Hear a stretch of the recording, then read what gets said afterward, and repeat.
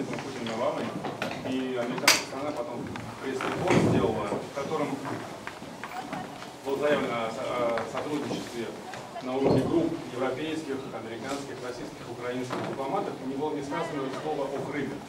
Как вы оцениваете эту ситуацию? С кем состоялся разговор? Обама.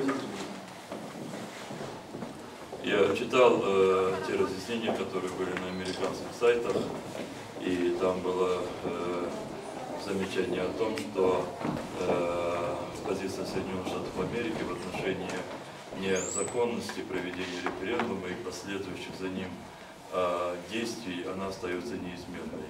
Поэтому мы исходим из того, что позиция США остается на том же уровне, на котором была.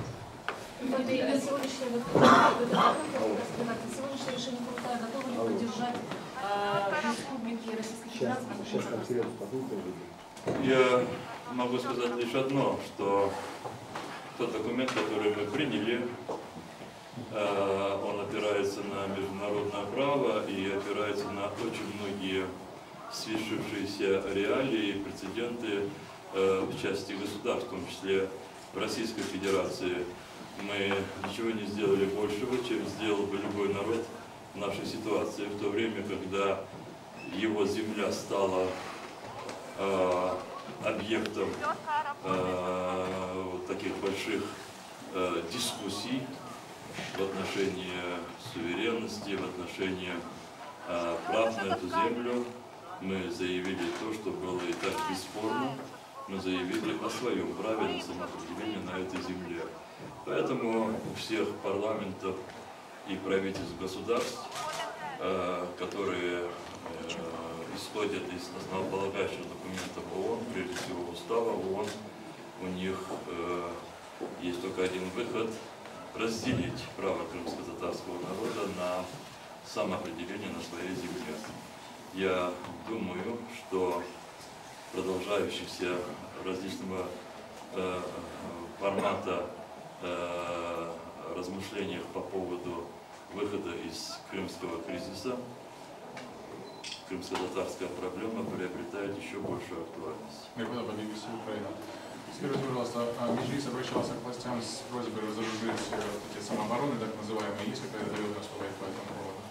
Нет, мы сделали наше обращение публичным, мы его передали различным дипломатическим миссиям. Оно известно и тем, кто взял на себя ответственность в Крыму. Насколько я могу себе представить, есть некоторая упорядоченность в действии тех, кого называют отрядами самообороны, но о разоружении на территории Крыма не приходится пока говорить. Рифат, прокомментируйте, пожалуйста, ваше решение создания национальной автономии. Можно ли это считать компромиссом на вхождение Крыма в состав России?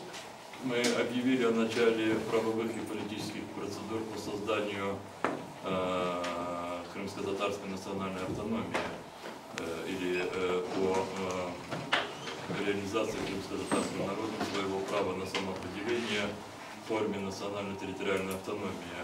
Мы знаем те шаги, которые мы будем делать, и по мере того, насколько они будут результативные, мы будем вас информировать. Прежде всего, это очевидно, то, что мы сделали, я надеюсь, делегаты примут этот документ.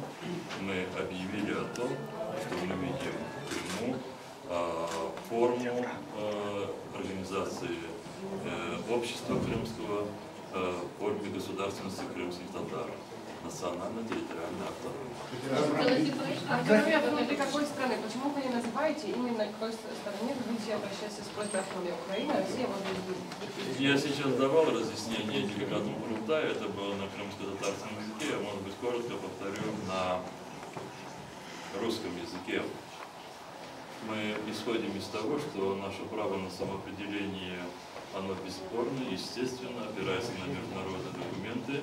Мы сейчас ожидаем реакции парламентов и правительств государств.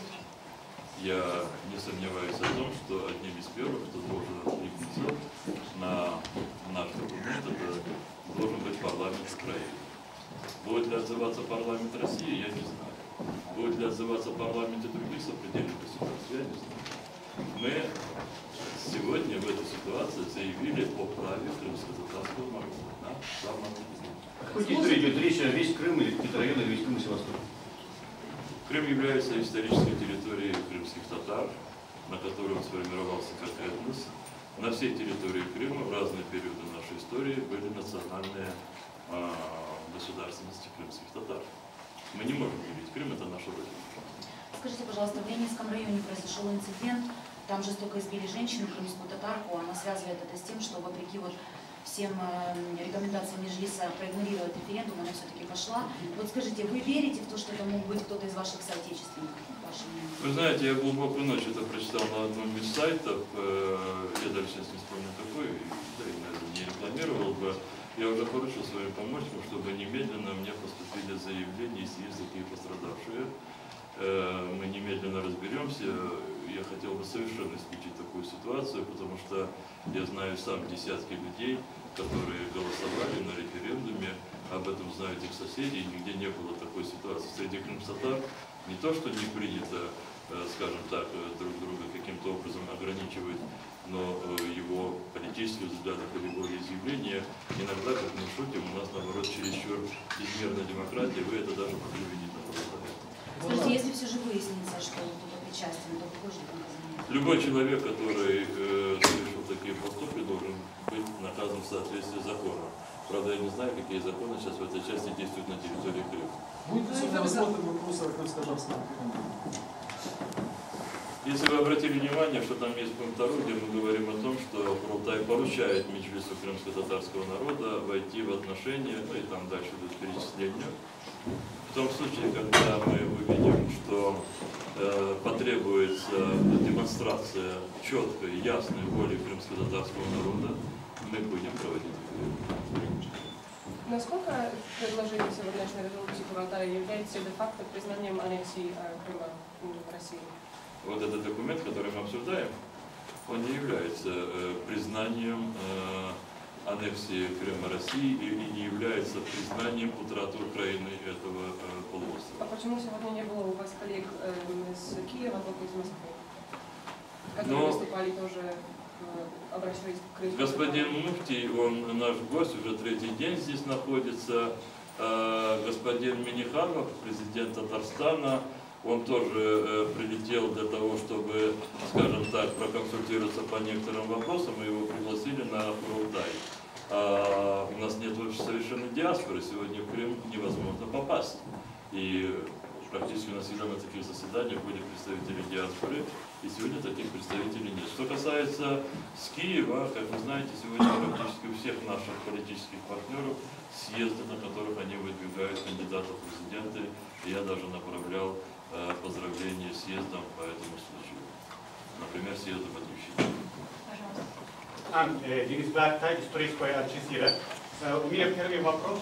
Как вы относитесь к вопросу гражданства в новых обстоятельствах? Второй вопрос. То есть можно немножко конкретнее говорить об автономии крымских татар, потому что, насколько я знаю, они составляют 14% всего населения Крыма. То есть в таких условиях как может быть автономия крымского народа? Есть государство, где есть автономия и коренное население, территориальная нация, в зависимости от того, кто использует какой термин, также составляет 16, 20 там, то есть меньше соотношение, чем другое население. Но вы знаете, в связи с чем такое соотношение в Крыму. Мы 50 лет не были на своей родине, мы были депортированы. Соответственно, мы не можем связывать возможности реализации нами права, безусловного права, с нашей численностью. Но будем считать, что в 20 столетии изменилось демографический и национальный состав Крыма, изменился в результате целого ряда социальных катастроф. Я бы мог бы вспомнить голод 21-23 годов, социальные депортации 30-х годов, репрессии конца 30-х годов и, наконец, депортацию 1944 года. Поэтому не зависит объем прав от численности коренного народа на той или иной территории. Форма самоопределения всегда есть предмет еще и общественных договоренностей теми людьми, которые живут на той или иной территории. Поэтому мы их пригласили всех. Давайте говорить на эту тему, и мы готовы войти в контакт со всеми. Первый вопрос у вас был? Да. По гражданству мы сейчас будем говорить. Этот вопрос и для меня он еще остается очень сложным. Поверьте мне, я к великому сожалению, я сам не знаю во многих случаях, что конкретно рекомендовать людям. Я говорил это во время выступления, тоже, видимо, было на крымском языке. Получилось так, что цельное крымское общество, людей разных национальностей, в один момент взяли силы из одного правового пространства и перенесли в другое правовое пространство. Более того, определили очень короткие сроки для того, чтобы люди внутри этого пространства определились уже в своем выборе. А этот выбор во всех его вариациях, он несет очень много сложностей для каждого человека, независимо от его национальности. Поэтому я просто с беспокойством думаю, как будет Курултай в этой части рассуждать. Наверное, мы больше склоняемся к той мысли и к разъяснениям МИДа Украины о том, что в такой способ вынужденное вхождение в гражданство России не лишает гражданина статуса гражданина Украины. Но этот, наверное, вариант будет наиболее относительно мягким для людей. Хотя и здесь возникает очень много вопросов, потому что любой законодатель в любой момент ему необходимо может изменить, ужесточить законодательство о гражданстве. Уже вчера и сегодня есть комментарий, ссылка на президента России о том, что в России ни в каком случае не будет двойного гражданства, даже в случае наличия специальных договоров между государствами. То есть будет возникать очень много вопросов. Андрей, по словам Миниханова, вы просили о встрече с Путиным. В каком вы формате видите эту встречу и какие сроки?